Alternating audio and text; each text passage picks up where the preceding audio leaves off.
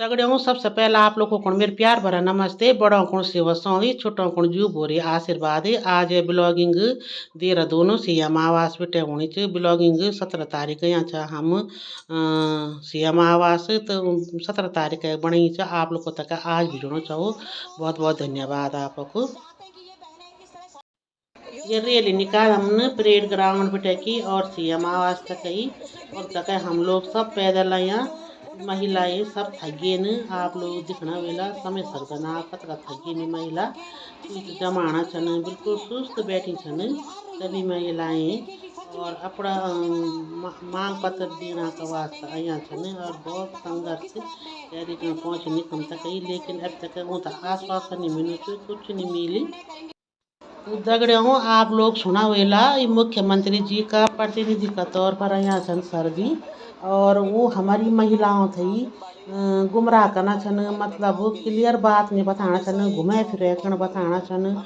जो हमारे मांग से 18,000 की वहाँ पर तो कोई चर्चा नहीं करना छन, वो और कुछ बात होना छन आप लोग सुन सकदन। और ये ब्लॉगिंग का अधिक से अधिक शेयर करा जन की मुख्यमंत्री जी तक पहुँचे और वो भी हमारी परेशानी समझ सकन। तो बहुत बहुत धन्यवाद आप लोगों को। कौन थे ये भी उनको भी दिखा दिया आज ही उसमें, क्योंकि इधर बजट का आवंटन होता है तो सभी विभागों में पैसा देर से आता है।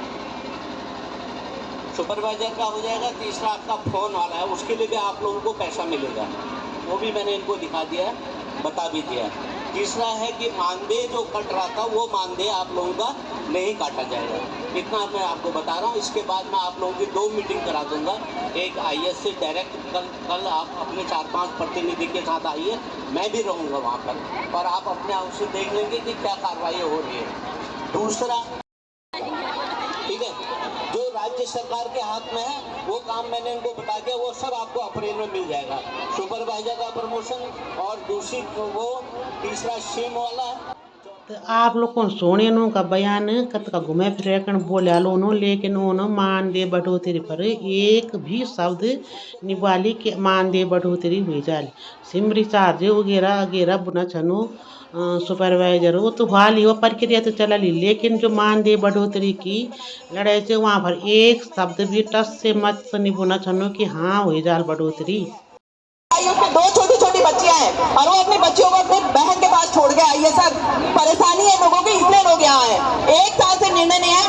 मुख्यमंत्री जी हमारे लिए कितने सॉफ्ट है ये दिख रहा है। हमारा 21 का मानदेय कटा वो आज तक नहीं मिला, हमने कितनी बार धक्के खा लिए। हम ब्लॉकों में जाके जिले में जाके हम अपने मांग पत्र दे दे के परेशान हो चुके। सर हम मांग पत्र नहीं देंगे, हम यहाँ पे मुख्यमंत्री जी का इंतजार करेंगे। अगर चले गए हैं तो 2 लाइन मुख्यमंत्री जी फोन पे बोल दे कि मैं मानदेय बढ़ा दूंगा, तभी हम उठेंगे, नहीं तो हम नहीं जाएंगे। और यहाँ से आपने जबरदस्ती उठाया, 1 मिनट यहाँ से आपने जबरदस्ती उठाया किसी को, तो ये महिलाएं गांव से आई है, पता नहीं कहाँ जाएगी। अगर किसी के साथ कुछ अनहोनी होगी तो पूरी जिम्मेदारी सरकार की होगी। आज निर्णय होगा सर, यहाँ हम परेशान हो चुके सर, हमें शौक नहीं है पहाड़ों से यहाँ आने का। 2,000 रुपए 9,000 हमें मानदेय मिलता है, 2,000 हमारे आज ही खर्च हो गए। और सर मानदेय वो इतना मानदेय 9,000 मिलता है, वो इतना हो गया। थोड़ी लेट गई आंगनवाड़ी, मानदेय काट दो। आज थोड़ी जल्दी आ गई, मानदेय काट दो। बीमार है, मानदेय काट दो। सर कहाँ कहाँ काटोगे मानदेय? हर जगह मानदेय कट रहा है। हमें मानदेय बढ़ोतरी लेके वो भी उसी दायरे में चलेंगे क्या? तो ये सब जरूर उसमें ऐड करना है कि सीनियरिटी के हिसाब से मानदेय बढ़ना चाहिए, और उसमें सरकार पे भी लोड नहीं पड़ेगा। उसके अलावा मैं आप लोगों के संज्ञान में एक चीज और डाल दूं कि ख्याली पुलाव और कागजी तो ऐसे हवा में फायर होते हैं, जैसे सरकार कभी आधार को उलझा रही है, कभी हमें फेस कैप्चरिंग में उलझा रही है, कभी पब्लिक को मतलब हमेशा गुमराह किया जा रहा है। ऐसे हमारे साथ हुआ है। हमारी माननीय मंत्री जी ने घोषणा की थी मौखिक कि जो भी बहन सेवानिवृत्त होगी 2024 से उसको 1 लाख रुपए सेवानिवृत्ति पर मिलेगा, लेकिन बहनों उसका अभी तक कहीं शासनादेश जारी नहीं किया गया है, कहीं भी नहीं। उसके अलावा नहीं, वो हमारी अपनी लड़ाई है, लेकिन जो उनके अपने मुंह की घोषणा थी बहन, वो 1 लाख रुपए बोला था उन्होंने। उसके अलावा हमारी कई बहनें ऐसी हैं जो रिटायरमेंट की कगार पे हैं, और आज चाहे वो पहाड़ से हो चाहे मैदानी क्षेत्र, जो डंडा टेक के डंडे के बल पर वो इस मैदान में पहुंची हैं और उनकी रिटायरमेंट पर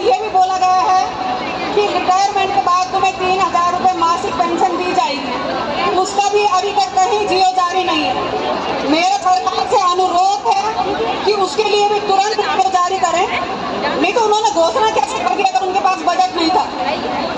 अभी तो कुछ बहने, अगर आज रास्ता खुल गया तो भविष्य में जो मेरी ये नौजवान बहनें हैं उनके लिए बहुत सुनहरा भविष्य होगा, उनका रास्ता खुलेगा। बहनों, मैं भी यही चाहती हूँ कि जो चीज सरकार ने कम से कम अपने मुंह से बोला है, जैसे कि समिति बनाने के लिए बोला था,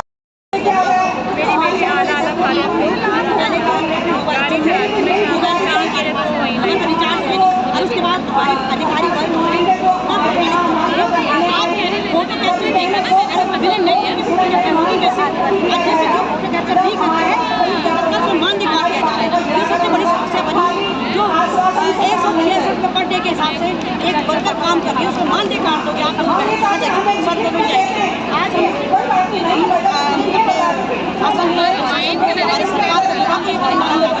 आप लोगों ने जब तक हमें मोबाइल नहीं दिए, जब 385 रुपये का नेटवर्क चले, क्योंकि हमारा आप हमारा फ्री नेटवर्क कर दीजिए 1 साल का।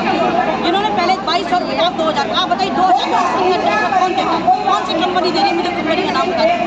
मैं ये चाहती हूँ कि हमारा नेटवर्क फ्री कर दिया जाए, ये 350 का रिचार्ज दिया जाए, हम अपना काम करने किसी टाइप परेशानी नहीं है। इनको अपना डिजिटल इंडिया बनाने के लिए आंगनबाड़ी को हर जगह खड़ा कर देते हैं मोबाइल लेके, और ये सोचते हैं मोबाइल फोन को लेकर बड़ा बना देंगे, उसमें सड़कों पर भी आज मोबाइल फोन को लेकर इसी कारण हम आज फिर यहाँ से बोलना चाह रहे हैं, जब तक हमें फोन ये नेटवर्क रिचार्ज नहीं दिया जाता तब तक कोई भी आंगनबाड़ी काम करेगी किया तो हम उसके खिलाफ यही पर बैठे रहेंगे जब तक हमारी मांग पूरी नहीं हो जाती। हमारा तो एक ही मांग है कि हमारा मानदेय बढ़ना चाहिए, बस, और हमें कुछ नहीं चाहिए। और अगर मोबाइल उनको देना है तो मोबाइल नहीं दे, तब जाके हम काम करेंगे मोबाइल पे। हमारी लड़कियों को बोलते हैं नहीं पे जब तक हमारी मांग पूरी नहीं हो जाती। ऐसे ही आश्वासन देना, लेटर को ले जाना, इस बात हमें मोबाइल चाहिए ही नहीं। सड़कों में बैठे हुए हैं, वो थोड़ी पदारी जो घर में बैठे हुए हैं। सबके लिए बोला था कि सड़कों में आओ, सब अपने मांगों के लिए आओ। पहला हम सबकी एक ही मांग है और हमेशा यही मांग रही है कि हमें कम से कम मजदूर की जो एक मजदूरी है 600 रुपये वो तो दे, हमें 18,000 रुपये दे, ताकि हमारे घर का और हमारे बच्चों का पालन पोषण अच्छे ढंग से हो। तो ये मिल गया एक बुली बाल दीदी बल आप ब्लॉग दिखो बल में तो बुली कोड ब्लॉग बेटा की ज़्यादा बात नहीं हुई साकी कि बुली का कैसे क्या चे बुली आप कमेंट में बता ली कि कोड ब्लॉग का गाँव से बुली तो बुली अगर थोड़ा सी बात कार मिली।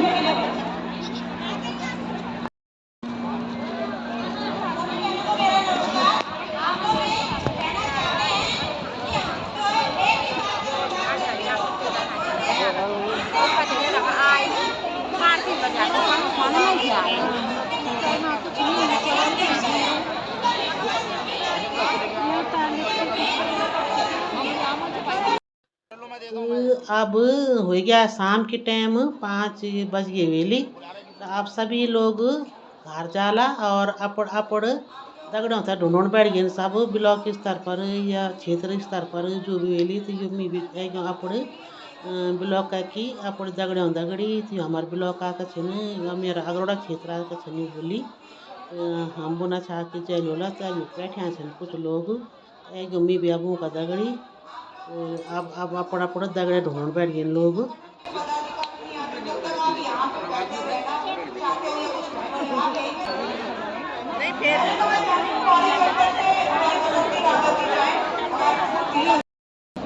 तो आप जहाँ बैठ गए लोग अपना घर हो गया रैली समापन, हो गया रैली समाप्त। अब गौरजौला है जहाँ बैठ गया घर जाना था तो बढ़ती भूख लगी हुई तुम तो बड़ी हैं, भूख भी लग गया नहीं, बहुत परेशान हो गया नहीं, पूरा दिन घाम भी लग गया भूख भी लग गया। हाँ ना मैं तो गुजिया ले आन बोली गुजिया ले आन गुजिया गाड़ी में चल खाइए नहीं कहते थे खाइए ना ये कहते थे ना कुछ नहीं हो गया लोग को सबराट जाना घर है हो गया छुट्टी हो गया रैली समापन मांग पत्र दिया अब प्रदेश अध्यक्ष जी ने।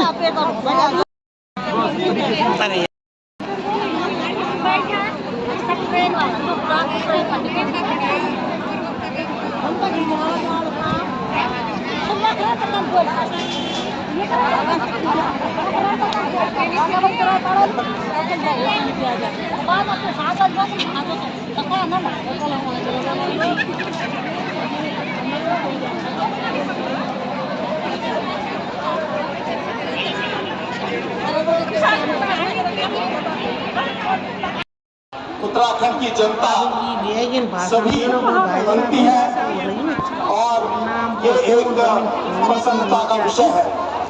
मैं अपनी मातृशक्ति से एक बात कहना चाहूंगा। आप सुना के बोना चाहो कि मात्र शक्ति नहीं बोली कमो तो थोड़ा मात्र शक्ति वित्त की मंत्री भाषा ने अभी आप राजनीति का चक्कर होना माननीय मुख्यमंत्री जी को सौंपा है और पूरे पहाड़ में एक मांग थी, पूरे समाज के बीच में एक मांग आ रही थी कि उन्होंने उत्तराखंड राज्य जिसका संघर्ष बड़ा अनुपम अनूठा रहा है, जिसके लिए शहादतें हुई, मसूरी में, खटीमा में, रामपुर तराई में, देहरादून, कोटद्वार, पौड़ी, सभी जगह लोगों ने अपने प्राण त्यागे, महिलाओं ने शहादत दी और भरता था, घमंड करता था अपनी सत्ता का, सड़क में किसी को पीट देता था, वो मीडिया के सामने इतने मोटे मोटे आंसू गिराता। ये है नियति प्रकृति की।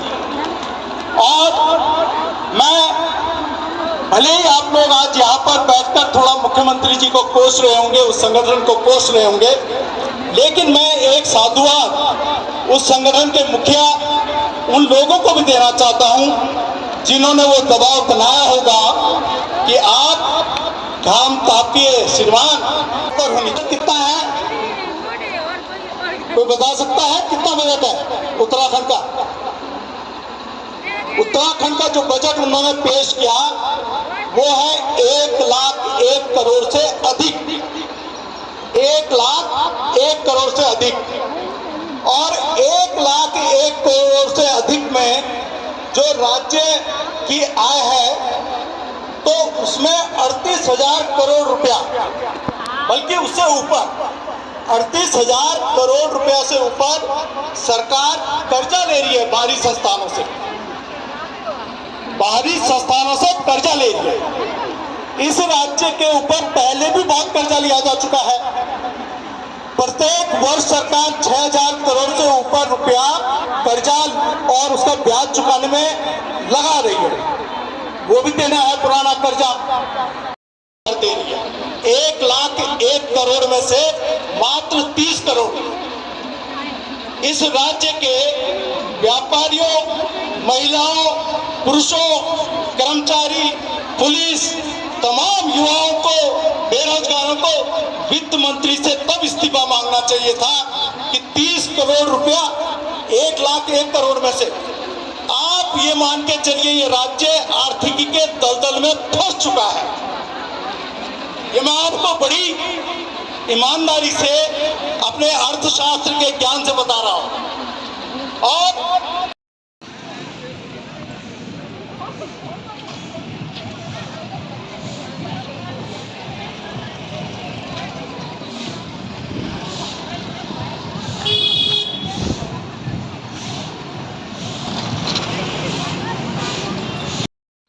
दगड़ियों अब करदमी समापन ब्लॉगिंग समाप्ति। सभी लोग जहाँ बढ़ गए घर आप आई यहाँ हम फिर मॉल समणी और अब थोड़ा देर हम एक हम फोटो खींचना चाह अपने दगड़िया जो भी छन, कोई कह का दगड़ खींचणो चो, कोई कह का दगड़ खींचणो। तो अब एक हम ब्लॉगिंग है क्या समाप्ति। बहुत बहुत धन्यवाद।